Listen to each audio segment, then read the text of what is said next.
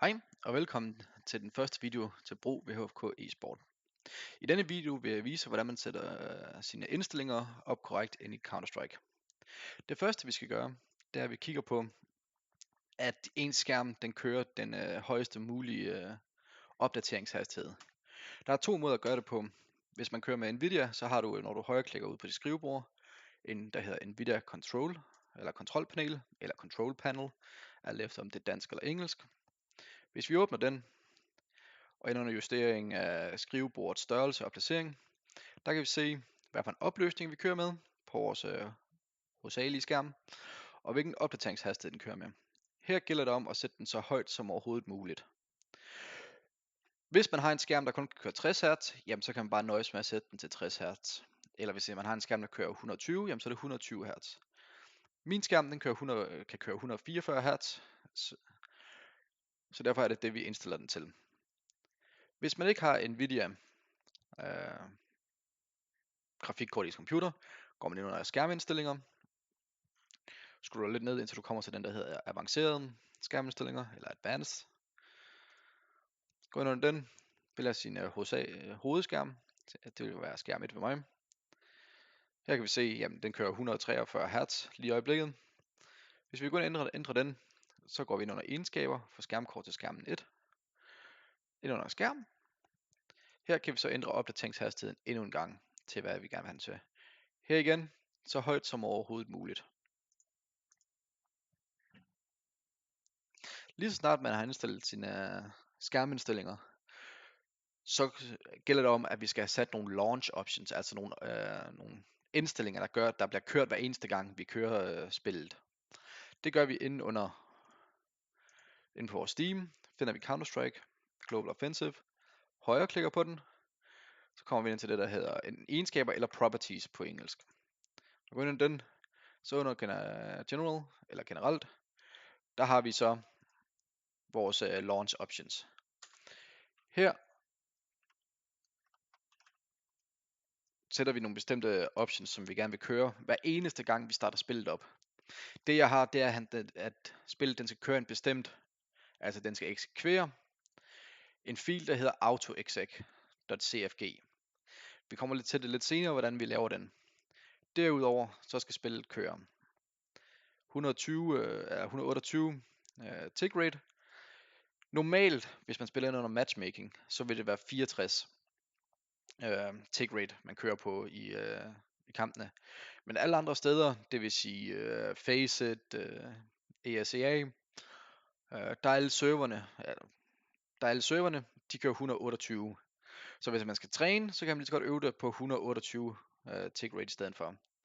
Det eneste, det har noget at skulle have sagt, det er lige snart vi kommer ind på at skal øve jump throws, jamen så er det anderledes an på, om man har 128 eller 64 tick rate. Derudover så har jeg sat på, at der ikke skal afspille den video, der kommer i starten, når man starter spillet op. Den skal ikke køre noget, den skal ikke tillade, at man kan bruge joystick til det. Det kan løsne lidt RAM til computeren. Det er altid dejligt. Derudover, ligesom vi havde på skrivebordet på skærmen før, at den skulle køre 144 Hz, så sætter vi også her til, at spillet automatisk skal starte med 144 Hz. Normalt vil den gøre det, men man kan lige godt sætte det for en sikkerheds skyld. Lige snart vi har sat det, så er det tid til, at vi går ind og laver den fil, der hedder autoexec.cfg. Det vi gør, det er, at vi går ind og finder, hvorhen Steam-mappen den er. Normalt, så vil den ligge under det lokale disk, altså C-drevet, det der står der, og så under programmer, og så finder man den mappe, der hedder Steam. Da jeg har ændret min opsætning på en anden måde, så ligger min Steam-mappe ind under Games i stedet for. Men den vil så være ind under programmer, så finder jeg den, der hedder Steam. Det er alt, hvad der har med Steam at gøre. Så ind under Steam Apps, altså Steam applikationer. Hvis I går ind på den, jamen, så kan I se, hvad der er af forskellige ting. Workshop ting, hvad der er i gang med at download. Og så også Common. Common, det er den, hvor alle jeres spil, som I har downloadet, ligger. Hvis I går derunder, så kan I se, her ligger Counter-Strike. Hvis I går ind på den, så er det alle de filer, der skal bruges for at Counter-Strike kan køre rigtigt. Derfor går I ind under Counter-Strike, eller CSGO hedder det så, og ind under CFG. Ind under CFG, der ligger alle konfigurationsfiler, som der kan blive brugt til spillet. Her skal vi så have oprettet en ny fil, altså vores AutoExec-fil, som vi bad den om, at den skulle køre tidligere. Det vi gør, det er, at vi højreklikker, vælger ny, tekstdokument. I behøver sikkert kalde den noget nu, I går bare ind på den. De ting, eller AutoExec ting, jeg har kørende, det er blandt andet, at FPS, den skal sættes til max hele tiden. Man kunne også sætte den på til at køre ind i sin launch options, som vi viste tidligere. Det virker ikke på min computer, jeg ved ikke hvorfor, men så derfor bliver jeg nødt til at sætte den her ind i stedet for. Derudover så har jeg til, at hver eneste gang, så skal den sætte jump throw på, som er den her kommando her. Min jump throw, det er på alt. Derudover så skal min pil nedad knap, den skal være no clip, til når jeg er inde i min practice server, som jeg vil vise, hvordan man laver i den næste video, til at man kan flyve rundt. Og derudover så binder jeg 4 forskellige knapper. Z, jamen den kommer til at være på flash granater. X, det er smokes. C, det er mine HE, altså skadegranater. Og V, det er min molotov eller incendiary. Lige snart vi har kopieret det herinde, det vil jeg også lægge ned i kommentaren, eller inde på videoen, så I selv kan kopiere det og bruge det senere. Nu gælder det så for os, at vi skal have gemt det. Så derfor går vi ind under filer, gem som, og vi kan se, at vi er inde under CFG. Her er det meget vigtigt, at I går ind og ned og ændrer filtype, så det hedder alle filer i stedet for. Så viser den lidt pludselig noget mere. Og så her kan vi så gemme den, som vi gerne vil have det. Det vil sige, at vi har lavet den til AutoExec. Det var det, vi kaldte den. Og så skal vi kalde den .cfg. CFG står simpelthen bare for, at det er en konfigurationsfil. Så trykker vi gem. Sådan der. Og nu er vi klar til at starte spillet op og se det. Så vi starter spillet op. Så lad os se, om den tager alle, du kan se, den er opdateret konfigurationerne, som den gerne vil have med. Så kan vi gå ind og se, at det virker.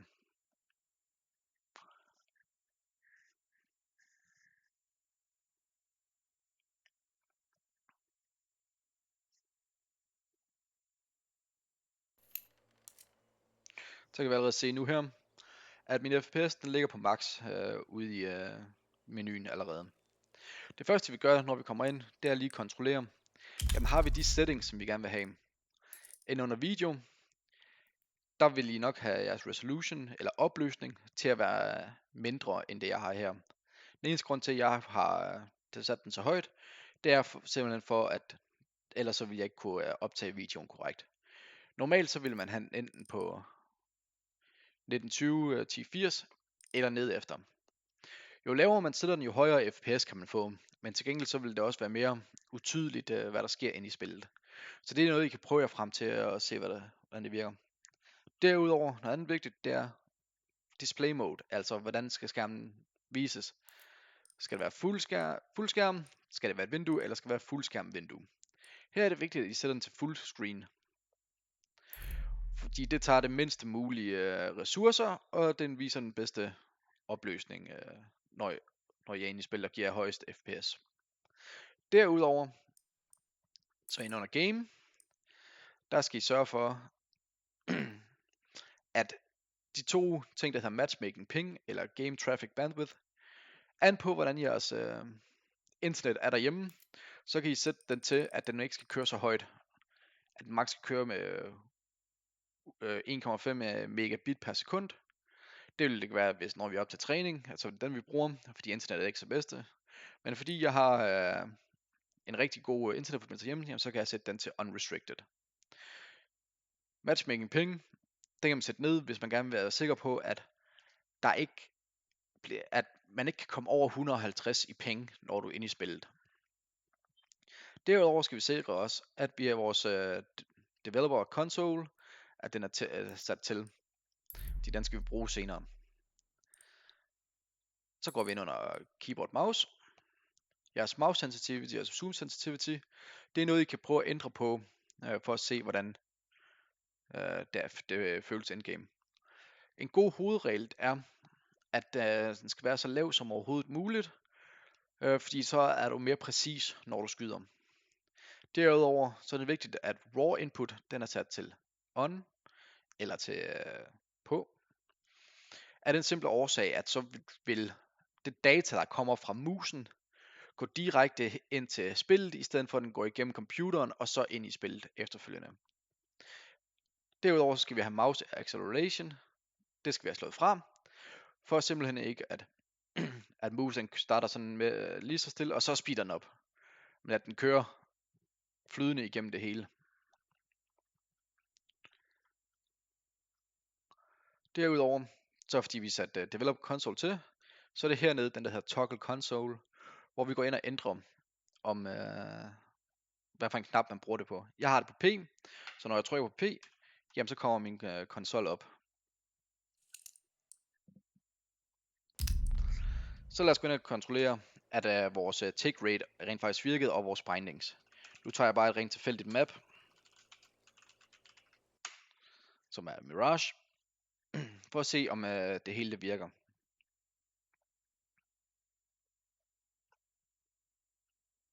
Nu kan vi allerede se, nede på min netgraph, at der står 128 tick, som vi gerne vil have den til at være. Let's go! Så prøver vi lige at gå ind også. Nå, min kan åbenbart ikke køre højere FPS herinde end 100 i øjeblikket. Det er nok fordi min skærmopløsning den er så høj som den er. Men hvis jeg går ind og køber nogle granater, så kan jeg se de keybindings jeg lavede tidligere. Det skifter granaterne.